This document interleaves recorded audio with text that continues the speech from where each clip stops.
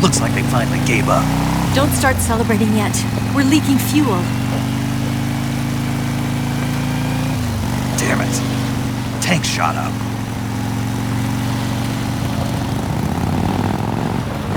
Crap.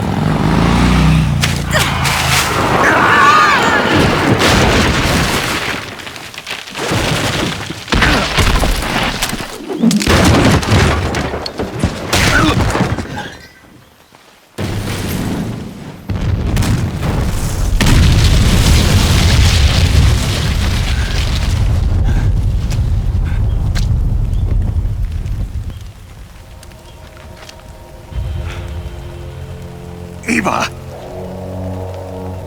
I'm over here.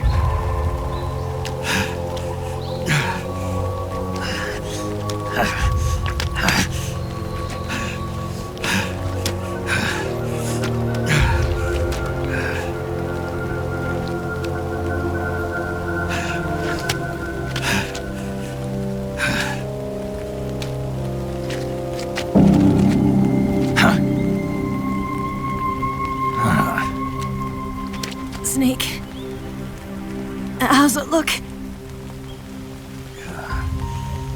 Pretty bad. Not a sensitive bone in your body. Eva, What about you, Snake? I'm fine. That's good to hear.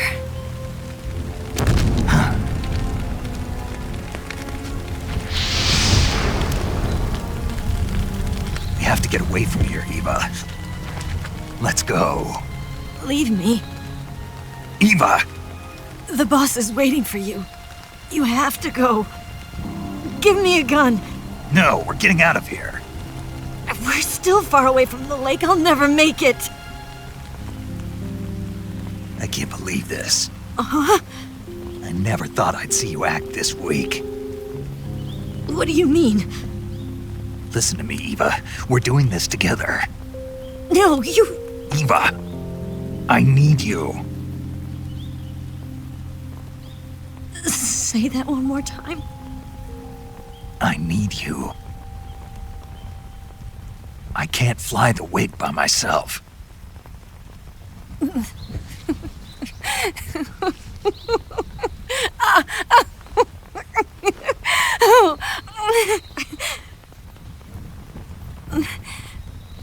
All right, then. I guess I'd better help you out.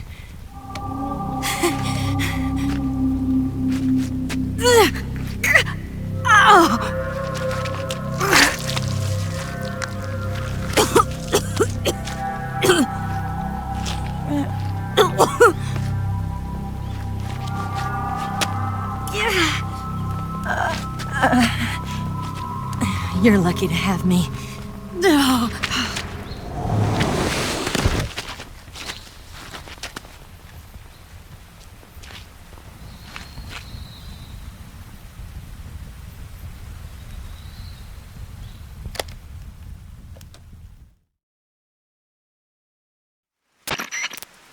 Snake, can you...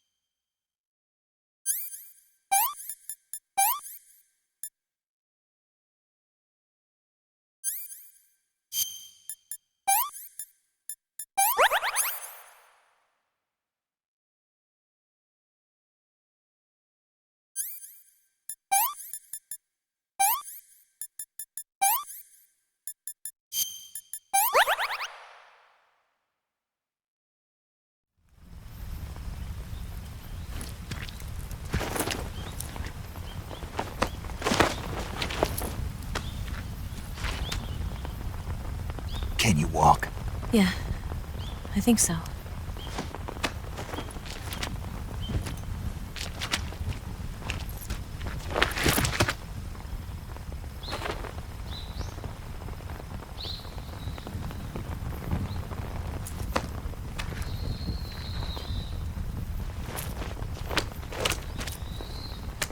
Here. It's different from the Mauser. When you're using a two-hand grip, you have to be careful where you put your hands or your fingers will get burned by the exhaust gas from the cylinder gap.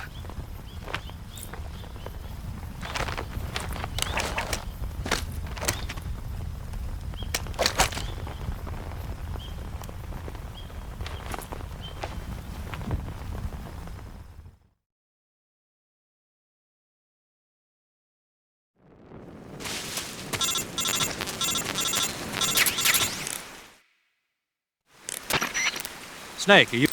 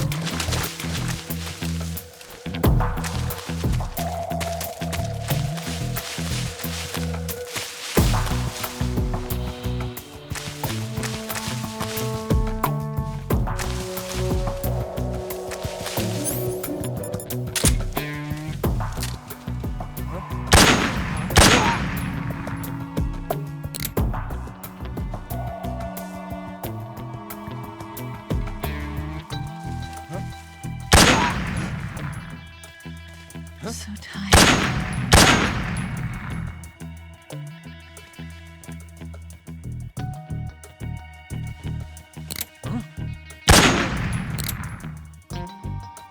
I'm so hungry.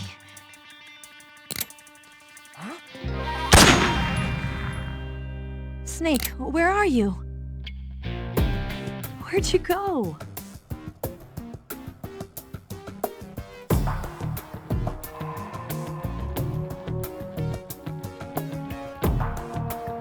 I'm so hungry.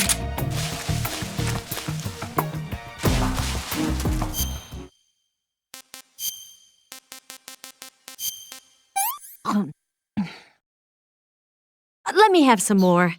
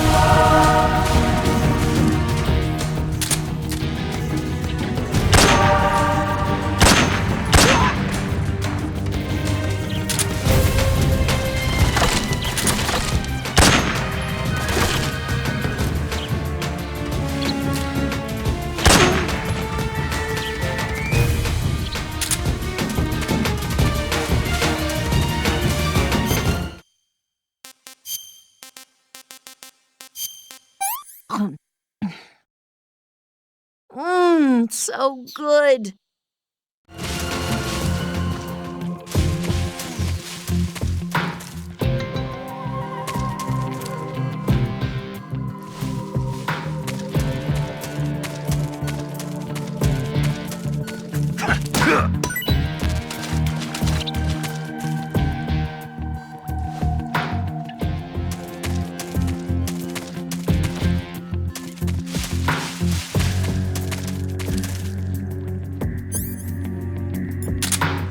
Lost sight of the enemy. He's definitely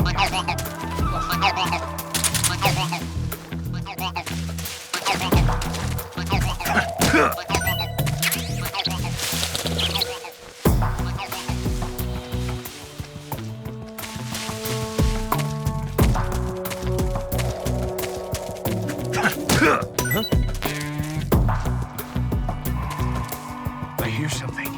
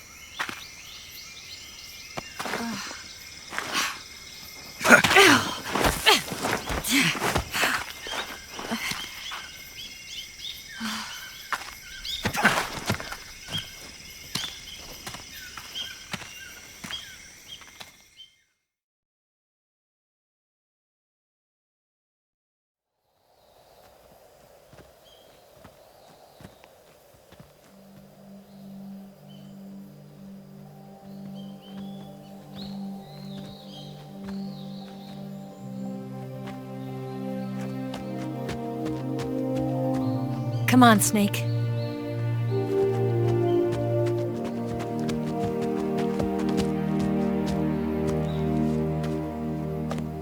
We made it. We made it. Over there.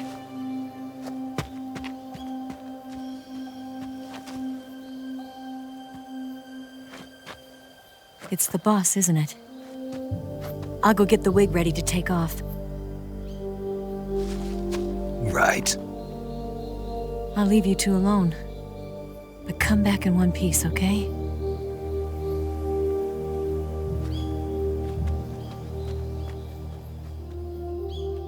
Promise me!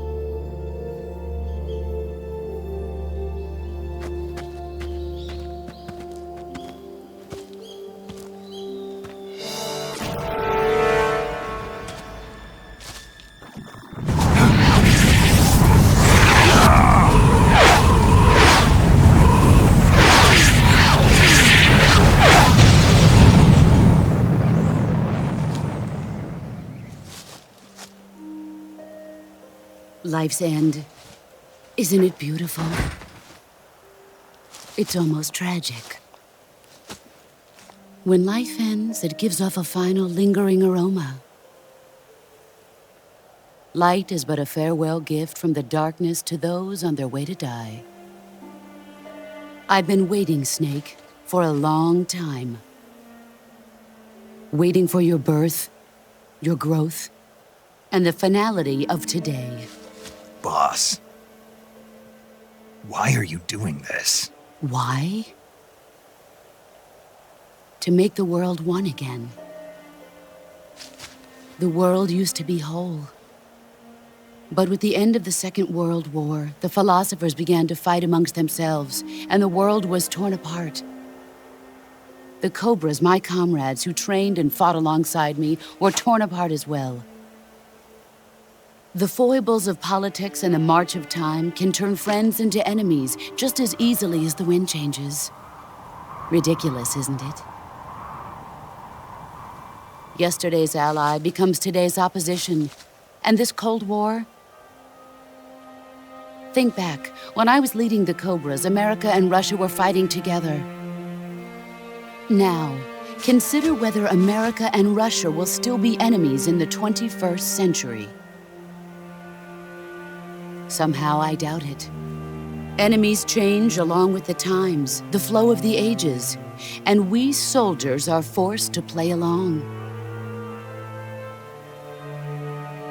I didn't raise you and shape you into the man you are today just so we could face each other in battle. A soldier's skills aren't meant to be used to hurt friends. So then what is an enemy? Is there such a thing as an absolute timeless enemy? There is no such thing, and never has been. And the reason is that our enemies are human beings like us. They can only be our enemies in relative terms. The world must be made whole again. The philosophers must be reunited. I will devote my skills to that purpose. And with the Colonel's money, I will achieve that end. Just as I once created the Cobras. They are my family. I may no longer be able to bear children, but I still have a family.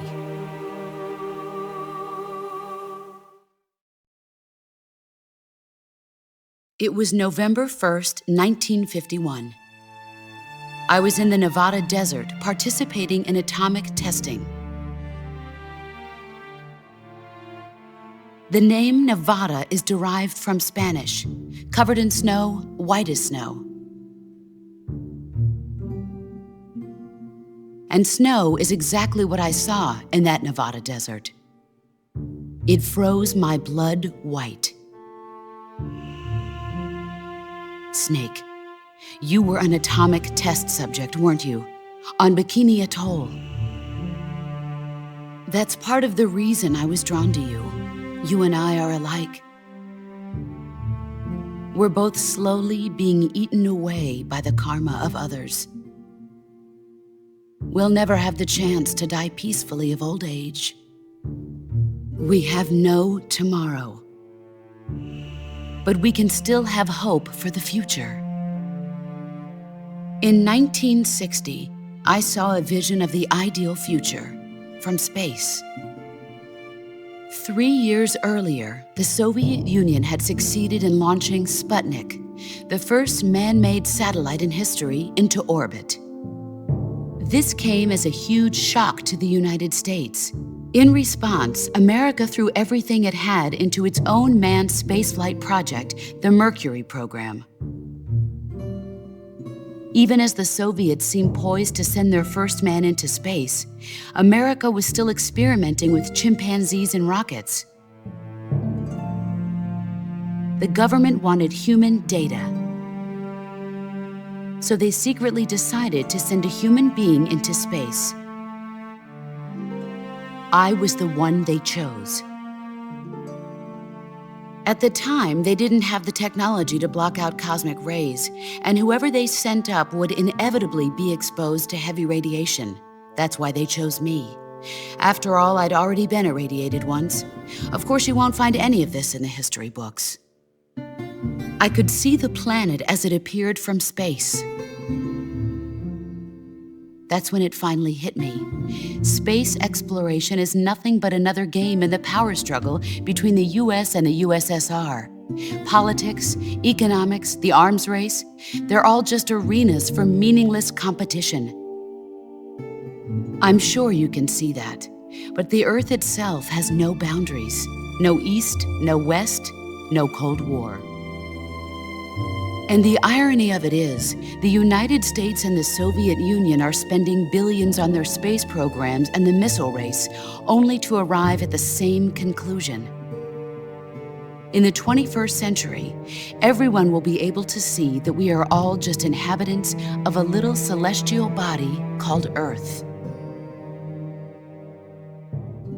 A world without communism or capitalism, that is the world I wanted to see. But reality continued to betray me. In 1961, I was sent to Cuba, to Bahia de Cochinos. It was part of a CIA-sponsored invasion under the guise of taking Cuban exiles back to their country. But the US government betrayed them. Our weak-kneed president held back their air support. Defenseless, the exiles were annihilated by the Cuban army. All I could do was watch in silence. I was set up by the very country I'd sacrificed so much for, by the very government I dedicated my life to defending. I was driven from the surface world, and I went underground. Then, 2 years ago, I faced the sorrow, my old comrade in battle. He was my friend. But one of us had to die.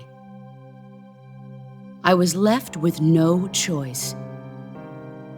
The sorrow gave his life for me. There is no enmity between us. One must live, and one must die.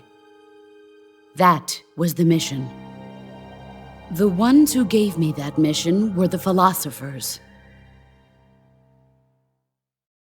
Early in the 20th century, the true holders of power in the United States, the Republic of China, and the newly formed Soviet Union gathered together in a secret meeting that would later be known as the Wise Men's Committee.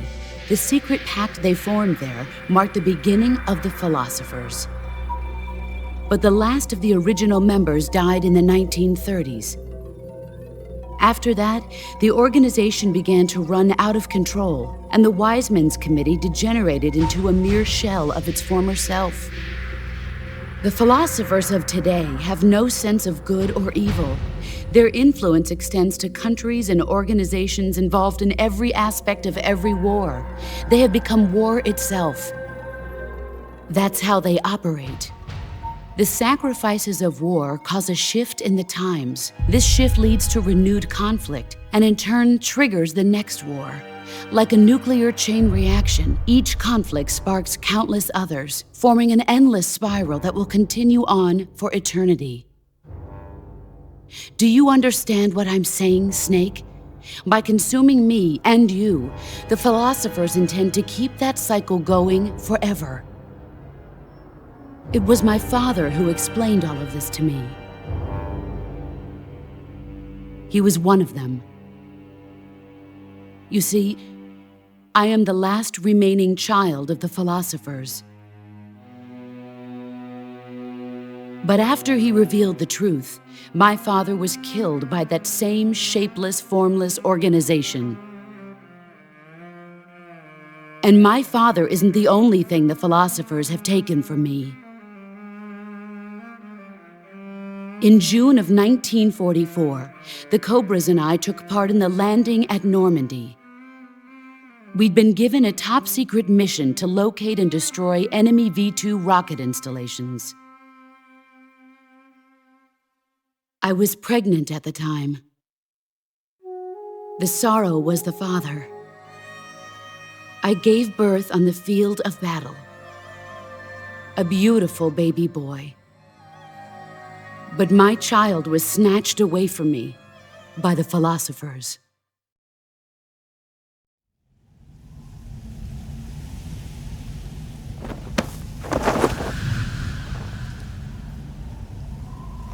Look at this scar. This is proof that I was once a mother. I gave up my body and my child for my country. There is nothing left inside me now. Nothing at all. No hatred, not even regret. And yet sometimes at night, I can still feel the pain creeping up inside me, slithering through my body like a snake.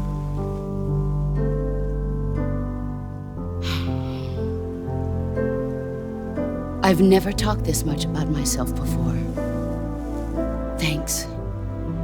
Thanks for listening to me.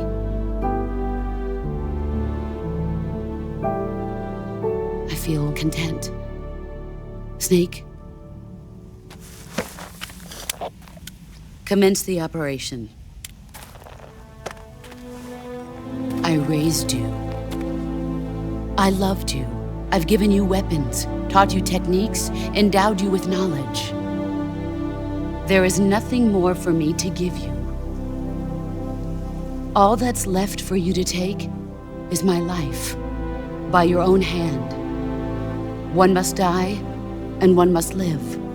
No victory, no defeat. The survivor will carry on the fight. It is our destiny. The one who survives will inherit the title of boss.